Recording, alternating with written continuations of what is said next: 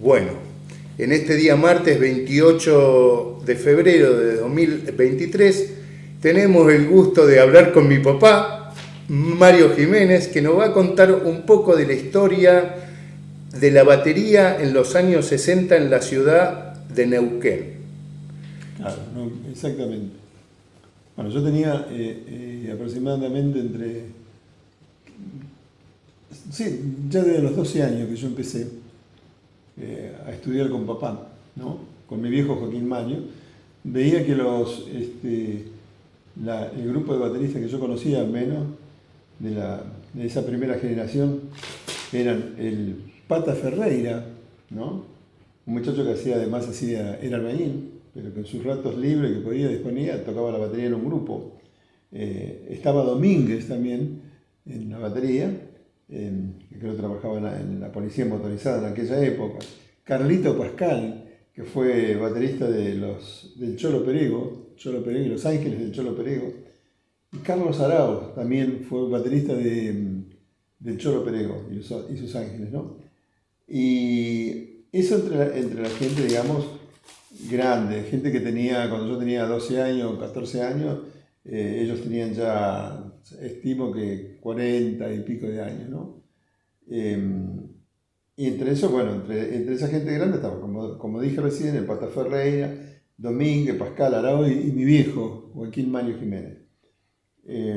Luego de la pibada, los más chicos, ¿no?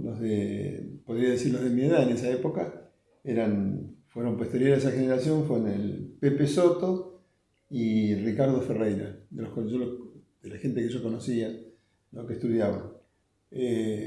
En esa época mi ídolo era Carlos Arauz, que después dejó de tocar y se trasladó a San Martín de los Andes, era fotógrafo profesional. Él, ¿no? Puso una casa allá y quedó Carlito Pascal en la batería. Había una cosa interesante en esa historia porque mi ídolo era Carlos Arauz, porque Carlos Arauz fue el primer baterista que tenía, el tipo que estudiaba muchísimo y que empezó a traer las primeras revistas Downbeat, editadas en Estados Unidos sobre música de jazz. Y se fue él y quedé sin información, digamos, en papeles, ¿no? Pero siempre teníamos una buena discografía, entonces donde podíamos escuchar todos los bateristas norteamericanos. Por lo menos, ¿y cómo lo escuchábamos? Si no teníamos disco, lo escuchábamos a través de Radio Nacional, que tenía programas, era muy abarcativo, porque tenía todas las músicas, tenía programas de folclore argentino, de tango, de música de Brasil, de música de Cuba, ¿no? Y música de jazz. Pero lo que más escuchaba uno en esa época, yo a través de mi viejo, era Ellington, Oscar Alemán, que fue un gran guitarrista argentino y hoy a veces olvidado, ¿no? Oscar Alemán fue tremendo guitarrista, chaqueño él, que tuvo la oportunidad de que se lo llevara, que lo contratara a Ellington, pero él no quiso saber nada porque tenía un compromiso con una cantante negra que ahora no me acuerdo cómo era su nombre. Y entonces no quiso ir, pero ya era un guitarrista impresionante, ¿no? Que seguramente se hizo solo, ¿no? Autodidacta, pero fue un tremendo violero. Fue gente que le dedicó horas a la música. Te cuento que en esa época yo lo que escuchaba, bueno, Carlitos Adorado con Los Ángeles del Cholo Perego, así se llamaba el grupo, Los Ángeles del Cholo Perego, hacían temas de jazz, ¿no? Y tenían un gran trompetista que era Raúl Perego, la hermana del Cholo. Él había estado en Estados Unidos, así que había estudiado mucho en Estados Unidos, había estado en Cuba en esa época, había estado en Panamá, había recorrido todo. Y él el que trajo mucha información de allá. Uh-huh. Yo las primeras cosas, el primer profe fue mi viejo, pero el segundo creo que fue Raúl Perego, porque él traía mucha información de Cuba. Ahí me enteré que era la clave cubana, la clave para la rumba, para el son, cómo se tocaba eso. Aparte gente buenísima, de buen espíritu, de buen corazón, solidaria, generosos, todo. Y eso se destacaba, es una cosa que yo siempre destaco porque me acuerdo que mi viejo dejó de tocar un tiempo, pero a mi viejo le había pasado muchas cosas, muchos ritmos, se pasaban ritmos a Carlos Pascal. Carlos Pascal era una figura impresionante, un hombre de una bondad tremenda. ¿Y qué hacía? Cuando papá dejó de tocar, cuando volvió a tocar papá, Carlos Pascal venía a casa a pasarle los ritmos nuevos a papá. Mira. Los ritmos que estaban de moda en esa época. Sí, sí, como un ida y vuelta, digamos. Un ida y vuelta. Y ella era muy solidaria en ese sentido, los músicos de aquella época. Bueno, esta sería una primera parte de la historia de los bateristas que yo conocí. Tal vez había otros bateristas, ¿no? Pero yo los que me acuerdo son estos, de acá de Neuquén, del Valle, de Cipolletti, ¿no? No recuerdo otros, pero en esa época había mucho movimiento musical, porque había un centro que era importante, que era el Hotel Confluencia, que hoy está en la esquina donde está el Banco Provincia. En ese lugar, que la concesión la tenía este hombre, ahora que no me va a salir el nombre, que fue también el que tuvo el Ciervo. Bueno, él traía y se fomentaba mucho la música, entonces el Hotel Confluencia tenía un gran salón para las comidas, ¿no? Bueno, tenía el hotel, tenía el salón para donde se comía, y tenía una guata, ¿no? Chiquita sobre Avenida Argentina, ¿no? Él daba vuelta a Avenida Argentina y también la calle Independencia, donde tenía un bar en la calle Independencia, sobre la calle Independencia. Ahí hacían los recitales, digamos. No, los recitales se tocaba todas las noches en la UAT Confluencia. Y en el comedor se tocaba los sábados a la noche. Una vez que se terminaba de comer, se levantaban las mesas y se ponía un escenario móvil ahí, y se tocaba ahí. Los sábados a la noche se tocaba ahí, ¿no? Pero venían muchas figuras de Buenos Aires, ya sea fundamentalmente folclore y otros tipos de música. Venían todos a tocar a la UAT Confluencia. Mucho movimiento musical. Era época, recién llegaba, en esa época creo que llegaba la primera empresa de petróleo, que se llamaba la Robert Ray, que era de Texas, me acuerdo. Bueno, y en el bar del Hotel Confluencia, hasta las 5 o 6 de la mañana estaban los norteamericanos ahí tomando su whisky, y después cazaban su camioneta y salían a laburar, ¿no? Se remangaban en pleno invierno y salían a laburar. Pero fue una época de mucho movimiento musical, y no solamente el Hotel Confluencia fue el principal, pero después había una serie de bares y también de cabaret, ¿no? Entre cabaret, uno de los más nombrados era Los Lagos, donde la dueña era la señora La Chacha, que le llamaban, ¿no? Pero mucho movimiento y mucho intercambio entre músicos. Muchos músicos venían de Buenos Aires, de otros lugares. En la UAT Confluencia tocó un tal Rufus Harrison, un músico que creo que tiene los hijos en el Bolsón. Él venía de Panamá, panameño. Y también tocó un tal David Washington, que era un norteamericano, también afro-norteamericano, que estuvo un año y pico tocando en la UAT Confluencia, del cual aprendí un montón, porque él cantaba y tocaba la trompeta como Louis Armstrong. Hace poco consiguió un libro, ¿no? Y en el libro de historias del jazz de Argentina aparece David Washington, que había venido con una banda de Estados Unidos y tocando la guitarra, ¿no? Bueno, eso es lo que te puedo contar así a la pasada. Un poco de la historia de acá, de Neuquén y zona de influencia, digamos. ¿Y cuáles fueron tus inicios más o menos con la música? O sea, con la batería. batería. 12 años con papá, porque yo lo escuchaba, ensayaban en casa, la orquesta que se llamaba Jazz Copacabana, y típica los indios, ensayaban en casa. Había muchos bailes en esa época. Las principales orquestas eran la del Cholo Perego y la de donde tocaba papá, que era el Jazz Copacabana, y típica los indios. Y se ensayaban en casa, así que yo veía todos los ensayos, escuchaba todos los ensayos. Y un día le dije a papá iba a vender la batería, y dije, papá, no la vendas a la batería, porque yo quiero empezar a tocar. Mi viejo no entendía nada, porque si yo escuchaba todo lo que escuchaba mi viejo, lo escuchaba. Todo lo que ponía mi viejo yo lo escuchaba, porque había, qué sé yo, era la época de Harry James en trompeta, Ellington, mucho Ellington, Oscar Alemán, bueno, Harry James, como te lo nombré recién, gran trompetista, y había mucha música de Brasil, mucha música de Cuba, ¿no? Matamoros de Cuba, estaba, bueno, infinidad de gente de Brasil, bueno, los principales autores de Brasil de aquella época, ¿no? Pisiquinha, y así un montón de gente que te puedo nombrar, pero grandes autores y compositores brasileños y cubanos. Y en esa época no escuchábamos todavía la música de la India, no llegaba acá, pero sí escuchábamos esas cosas. Y Radio Nacional era un medio interesante para poder escuchar y hacerte, ¿no? Yo empecé estudiando folclore primero, y aprendiendo a bailar y aprendiendo a zapatillas y a tocar bombo. Claro. ¿A dónde era eso? Y eso fue en el... Papá era músico del ejército, tocaba la corneta en el ejército y después hacía tareas administrativas. Pero como era músico, mi viejo siempre estaba rodeado, obviamente, de músicos, y los fines de semana había muchos soldados en Santiago del Estero. Y en lo que se llamaba el comedor o la cuadra donde estaba el comedor de los suboficiales, ahí los sábados estaba abierto, donde los soldados santiagueños enseñaban a bailar y a zapatear y a tocar el bombo. Qué grosa experiencia. Entonces, ahí que se escuchaba, los hermanos Ábalos. Los hermanos Ábalos, que todavía estaban los cuatro, ¿no? Escuchábamos toda esa música, bailábamos el pala pala pulpero, las chacareras, ¿no? Santiago querido, todas esas cosas, y bueno, y yo me acuerdo de toda esa samba, ¿no? Pago dice, donde nací es mi mejor querencia, ¿no? Me acuerdo de todas esas letras, pedazos de letras me acuerdo cuando era chico, porque íbamos a estudiar ahí, ¿no? Todos los sábados.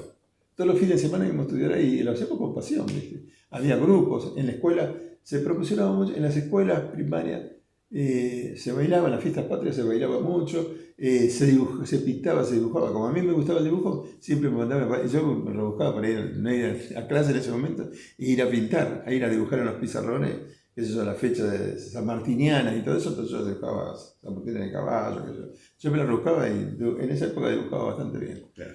¿No? ¿Y del rock? ¿Había rock en esa época? ¿Se bailaba yo algo de lo eso primero también? que recuerdo del rock, lo primero que recuerdo ya de grande, fue a Sandro y los de Fuego. Ajá. Como el primer rockero. Ese es lo que yo recuerdo. Claro. Después empezaron a aparecer demás, pero en realidad, bueno, sí, pero había americanos, sí, Bill Haley y sus cometas, gente de afuera, qué sé yo, de Estados Unidos, pero el primer rock que yo escuché acá fue a Sandro y su cometa. Después Sandro se volcó y fue haciendo otras cosas. Y en la música de Neuquén en sí, o sea, toda la cantidad de músicos que ¿había algo más del folclore, de la samba, de las chacareras? ¿Habían otras músicas? Estaba el trío cuarteto Los Neuquinos, que era liderado por el Tata Ferreira. Todavía había una hija acá, bueno, el hijo, Ricardo Ferreira, es baterista. El papá, el Tata, era guitarrista y llamaba el trío Los Neuquinos. Y muchas veces me tocó en las fiestas patrias, hacían en el Monumento General San Martín, ahí se festejaban y iba a tocar el trío o el cuarteto, y bueno, estaba Coronel en guitarra, estaba Ferreira en guitarra, estaba otro hombre que no me puedo acordar ahora, que era fantástico, otro guitarrista, y a mí me llamaban para tocar bombo legüero. Así que a la tarde tocaba bombo legüero vestido de gaucho, y a la noche me cambiaba de ropa y iba a tocar a la conferencia. Claro. ¿No? Y ahí hacías de todo, porque ¿qué hacía? Hacías toda la música que estaba de moda, pero sobre todo se escuchaban muchos temas de jazz, ¿no? Y la cosa centroamericana, qué sé yo, cubana, el manicero, esos temas tradicionales, porque además con Rufus Harrison, que era panameño, la manejaba perfectamente toda esa historia musical. Claro. Entonces para mí era un aprendizaje constante eso, ¿no? Y después salíamos de ahí, nosotros salíamos vos te imaginás, a los 14 años, 15 que yo trabajaba ahí, salíamos a las 5 de la mañana me acuerdo los viernes, y nos juntábamos con gente del grupo del Cholo Perego, de la banda, y nos íbamos a la casa de una persona que un músico que se llamaba Marcelo Macedo, un negro espectacular, y íbamos a la casa a escuchar discos. ¿Qué escuchábamos a las 5 de la mañana? Ahí Bill Evans, ¿viste? Todos los grandes músicos de jazz que teníamos acceso al disco, bueno, escuchábamos Thelonious Monk, Bill Evans, Piazzolla, claro. Escuchábamos Piazzolla, Waldo de los Ríos, toda esa gente escuchábamos. Claro. Y era un aprendizaje, porque vos tenías que estar supeditado a lo que te digan, che, toca acá, toca así, eso no lo toques, toca acá, el golpe, pegalo allá. ¿Viste? Entonces te fuiste haciendo en la calle, en realidad, no había una academia. Y a ver si te acordás cuándo fue la primera vez que te pagaron por tocar.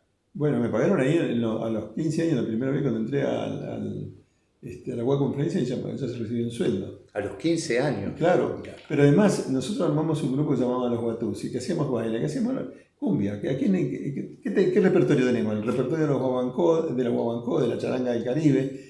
No nos metíamos con el grupo Los Cinco del Ritmo porque eran muy elevada su música. Las armonías que manejaban eran armonías jazzísticas, manejada por un gran pianista que después se casó con María Creusa, que no me acuerdo cómo se llama, Díaz Vélez, creo que es el apellido del pianista.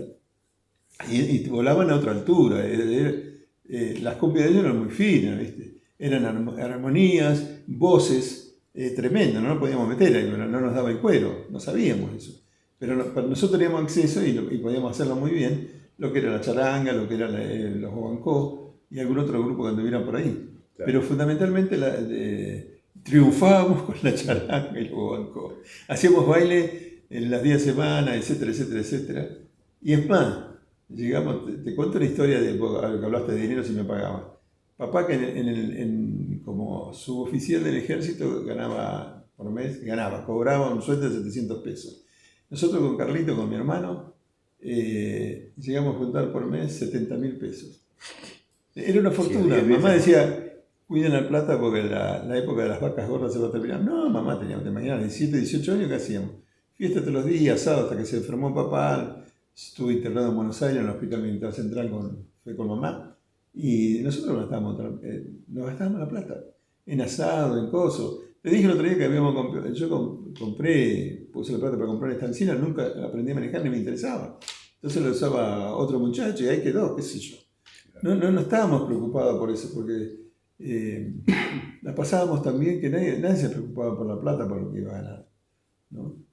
Pero bueno, y con los Guatusi, bueno, todavía está Rodríguez, que vive, Omar Delvas, que falleció hace relativamente poco, pero bueno, queda Campillo, Palito, que está en provincia de Buenos Aires, y hay el Negro Chandía y algún otro más cantante de Centenario que tiene el hijo que es baterista. Salas. Bueno, somos los últimos. Mirá. Que quedamos. Como dice un amigo mío, ya estamos con los pasajes en el bolsillo para el viaje a las estrellas. Sí, y a ver si te acordás la primera vez que fuiste a tocar a Buenos Aires. La primera vez que fui a tocar a Buenos Aires. Sí, la primera vez que fui a tocar a Buenos Aires, yo era cuando ya tenía 20 años, como estaba loco por el jazz, y ya me estudiaba todos los temas de Charlie Parker, de John Coltrane, los bateristas, ¿no? Mi baterista ya había subido un peldaño y mi baterista preferido era Kenny Clark, Max Roach, Kenny Clark, Max Roach, bueno, todos los viejos bateristas, todos los pioneros, ¿no? Roy Haynes, todos esos grandes, ¿no? Bueno, yo sabía, los estándares de jazz ya los sabía, ya los había aprendido. Así que iba y me quería probar, iba a jazz y pop, porque me había hecho amigote del Negro González, de Astanita, y ahí me invitaban a tocar. Y tuve la oportunidad de tocar con un grande que fue Sigo Larousse, que para mí uno de los pianistas más grosso que tuvo Argentina y además muy personal en su toque, ¿no? Era un grosso, y yo iba y la vez que podía iba para tocar y probarme en jazz y pop. Y esa era, digamos, mi pequeña escuela para ir de vez en cuando cuando tenía un mango en el bolsillo y poder ir ahí, claro, a tocar y aprender, ¿no? Claro, con mucho esfuerzo. Pero siempre fue mi vida fue siempre, y sigue siendo una vida de aprendizaje. No se termina más esta historia, ¿viste? Pero lo que hay que tener, yo lo que tengo claro es que amo la música, sueño la música, y a pesar de tener una actividad, una profesión que no tiene nada que ver con la música, mi cabeza siempre está en la música. Si bien estudio, mi profesión la estudio con profundidad, me encanta, pero en realidad mi cabeza siempre está primero en la música, porque forma parte de mi vida, de nuestra vida, de la vida de nuestra familia. Claro. Con eso nos ganamos los primeros mangos cuando fuimos a estudiar a Bahía, que yo no tenía veían que es un lugar muy cerrado para el laburo, sobre todo para los de afuera. Yo me tenía que ganar el mango en los cabarets para poder llevar el litro de leche todos los días a los chicos. Esto era así. A mí, Al nene que me estaba preguntando y a la nena. Sí, bueno, esto era así, pero yo lo hacía con total felicidad, porque ahí conocí otro mundo de la música, que fue la música clásica. Ahí me llevó, yo a quien le debo mucho es a la familia Grimaldi de Bahía Blanca, a César, que me enseñó muchísimo, que me abrió las puertas, que me llevó al Teatro Municipal, que me explicó lo que era una orquesta sinfónica. Él me hacía escuchar los discos, él era enamorado del jazz y yo también le hacía escuchar discos de jazz a él. No sé, había un intercambio, pero él me ayudó muchísimo. Su mamá y su papá también. Su mamá que siempre le tenía un plato de comida para cuando yo iba, porque era estudiante seco, muerto de hambre. Entonces, y esto te lo digo cuando yo fui por primera vez, que estaba solo, fíjate. claro. No, después llegó Eva, mi esposa, bueno, y ya la cosa empezó a cambiar porque trabajaba ella, tenía laburo, hasta que yo pude conseguir un laburo medianamente estable. Pero primero me defendí en los cabarets, después entré con un grupo que se llamaba Los Tic Tac, ¿no? Cuyo capo era el Lolo Forgia, gran persona. Fue una de las personas que más me ayudó en Bahía Blanca a sobrevivir, ¿no? A darme cariño y un amor que no me voy a olvidar nunca. Nunca me voy a olvidar. Igual como la primera persona que se llamó Pérez Meré, que me dio un trabajo, gente de Buenos Aires que venía para un negocio de venta de tractores y él me dio su primer trabajo. Yo le debo mucho, pero le debo mucho a esa gente, a Perla, la mamá de César y de Danilo Grimaldi, que siempre había una comida para mí, un plato de comida para mí cuando yo aparecía en su casa. Que aparecía casi todos los días. Que la verdad que a ellos le debo un montón. A ellos le debo un montón. Le debo estar y además le debo ser un tipo feliz. Y bueno, casa de viejo era solidaria, así que eso sigue siendo igual. Claro. Esta es la primera parte.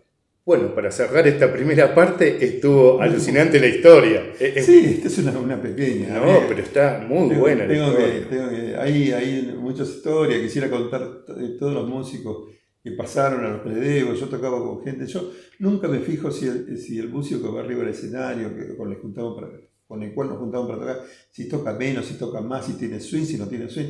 A mí me interesa que haya un músico más siempre en esta vida, porque creo que es lo mejor que nos puede pasar en la vida, la música. En situaciones de esto, de guerras, de incertidumbre, de malas economías, etcétera, etcétera, de mal pasar, creo que la música siempre es una caricia al alma. La música nos va a salvar, creo. Y a mí me encanta cuando un niño estudia música, sea lo que sea. No me interesa así como toque, me interesa que esté integrado, ¿viste? Va a aprender, en algún momento va a aprender y va a ser un gran músico. Y bueno, nosotros en Argentina, bueno, tenemos que hacerlo así, nos hacemos, sobre todo acá, alejados de los centros como es Buenos Aires, los tenemos que hacer a los golpes. En la calle, lo hacemos en la calle, esa es la verdad, no podemos presumir, no, yo soy un músico académico. No, a mí me parece que lo académico está sensacional. Ahora ya sí, ¿no? Sí, ahora sí, pero a mí me gusta ver lo académico y lo callejero juntos, de la mano. Porque me parece que si no se pierde swing, ¿viste? No es cuestión de una buena lectura, sino también de ponerle el alma, el corazón. Hay que yo te comenté el otro día, Arturo Rubinstein decía en una nota ahí en las redes sociales, no sé dónde lo habrán sacado, ¿no? Es una vieja historia que contaba Arturo Rubinstein que los pianistas, los pibes jóvenes, cada vez tocaban más, que eran insuperables en ese sentido. Pero que él les preguntaba, ¿y la música dónde está? Bueno, así que hay un desarrollo técnico tremendo, como hoy pasa con la batería y con otros instrumentos más. Sí, con todos los instrumentos. Además se desarrollaron son para mí los bajistas y los pianistas, y los bateristas, ¿no? Los pianistas ya venían, porque casi todos los músicos de jazz son todos músicos que han estudiado música clásica primero como cuestión básica para seguir adelante, ¿no? Y normalmente los pianistas tocan batería, o al revés, los bateristas tocan piano también en Estados Unidos en general. Pero me parece que es elemental, ¿viste? Uno puede saber un montón de cosas, pero yo siempre hago esta comparación. Yo la primera vez que escuché a cuatro abuelas cantando en la baguala, me acuerdo que fue en Formosa, en una reunión de pueblos originarios. Y me cayeron las lágrimas, porque el swing que tenían y esa cosa espiritual, y esa no me lo dio nadie. Entonces yo digo, Salvo yaceros como Coltrane, Parque, Coltrane fundamentalmente, ¿no? Que era un tipo súper espiritual, estudioso, que había andado por todas partes, África, la India, qué sé yo, etcétera, etcétera, etcétera. Pero, o Telonio, pero que te conmovían, que eso vos escuchás Amor Supremo y te querés morir. Eso, ¿no?